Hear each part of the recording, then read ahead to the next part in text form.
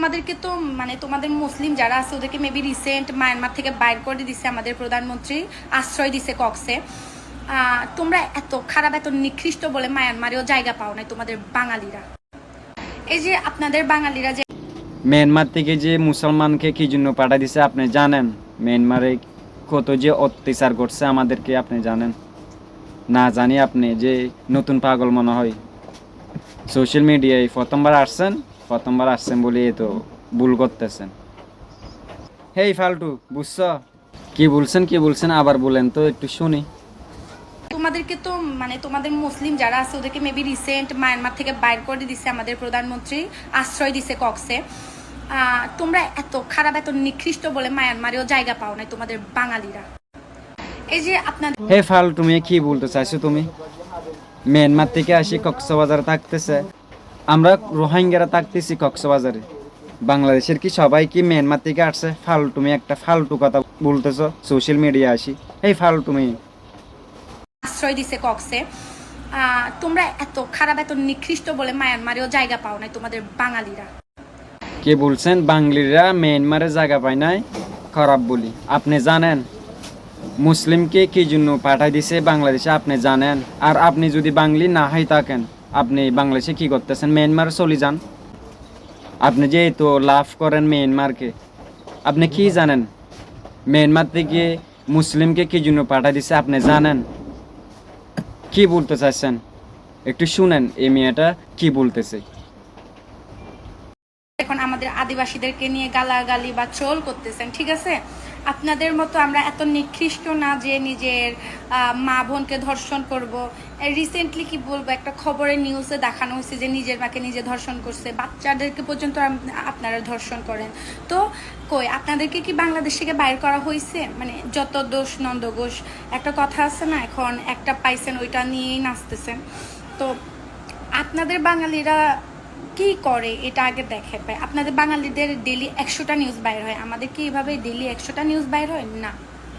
আখি ইসলাম নামে একটা মেয়ে লিখছে যে আদিবাসী মানে খারাপ। শোনেন আপু, আমি জানি না আমাদের আদিবাসীরা আপনাদের কোন পাকা ধানে মই দিছে যার জন্য খারাপ। আর সবার আগে বলবো যে কি আপনি বানান ঠিক করেন, ঠিক আছে? আদিবাসী এরকম না বানানটা, শালা মূর্খ। যাই হোক, সেকেন্ড কমেন্টে যাই। এমডি আবির হোসেন, তোরা উপজাতি মায়ানমারে চলে যা। আমরা উপজাতি না, আমরা আদিবাসী। আর আচ্ছা, আপনি তো একজন শিক্ষিত, ভালো শিক্ষিত না? আরেকজনকে যে এত রিয়েক্ট করতেছেন, কি জন্য রিয়েক্ট করতেছেন? আপনার ভাষা ঠিক করেন, ভাষা ঠিক করি সোশ্যাল মিডিয়া আসেন। আমার ভাষা ভুল হলে সমস্যা নাই, এটা আমার মাতৃভাষা না, আমি রোহিঙ্গা, বুঝছেন? আর আপনার ভাষা ঠিক করি সোশ্যাল মিডিয়া আসেন, আর অন্যজনকে রিয়েক্ট করিয়েন না। রিয়েক্ট করার আগে নিজেকে ভালো করেন, নিজের ভাষা ঠিক করেন। হেই ফালতু, বুঝছ? প্রথমে হৃদয়ের কাছে ক্ষমা চাচ্ছি। আমরা উপজাতি, আমরা সকল কিছু খেয়ে থাকি, যেমন ব্যাঙ, সাপ, বিভিন্ন রকমের পোকামাকড়। তাই আমরা সব খেয়ে থাকি এবং সব উপজাতি এক হয় না, কেউ খারাপ কেউ ভালো। তাই আমরা আপনাদের কাছে ক্ষমা চাচ্ছি। ভালো থাকবেন সবাই। আপনাকে তো সোশ্যাল মিডিয়ায় কখনো দেখি নাই, প্রথমবার আসছেন মনে হয়, সেই জন্য যা ইচ্ছা তা বলতেছেন। শুনেন আপু, আপনাদের বাংলাদেশের সমস্যা, আপনারা যেটা ইচ্ছা সেটা বলেন, আমাদের কোনো কি নাই, রিকোয়েস্ট করার আবার অর্ডার করার কিছু নাই। তবে এটা শুনি নেন, আপনাদের বাংলাদেশের সমস্যা বাংলাদেশের মানুষকে বলেন।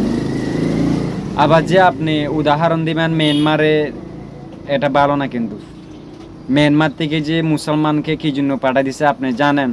মিয়ানমারে কত যে অত্যাচার করছে আমাদেরকে আপনি জানেন না? জানি আপনি যে নতুন পাগল মনে হয় সোশ্যাল মিডিয়ায় প্রথমবার আসছেন বলে তো ভুল করতেছেন। কখনো দেখি নাই তো আপনাকে সোশ্যাল মিডিয়ায়, মনে হয় প্রথমবার না?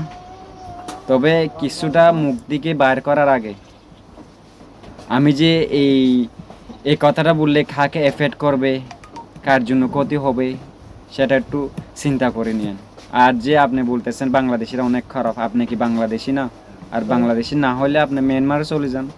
মিয়ানমারকে যে এত ভালো লাগে আপনার, চলে যান মিয়ানমারে। এখানে কি করতেছেন আপনি? তো আদিবাসী হলে কি ওরা কি বাঙালি না? আপনি একটু ভালো করে স্টাডি করে দেখেন। বাংলাদেশি কাকে বলে, আদিবাসী কাকে বলে? আপনি একজন বাংলাদেশের নাগরিক না? বাংলাদেশের মানুষকে যে তো অহংকার করে কথা বলতেছেন আপনি, বুঝলাম না তো কি বলতে চাচ্ছেন আপনি?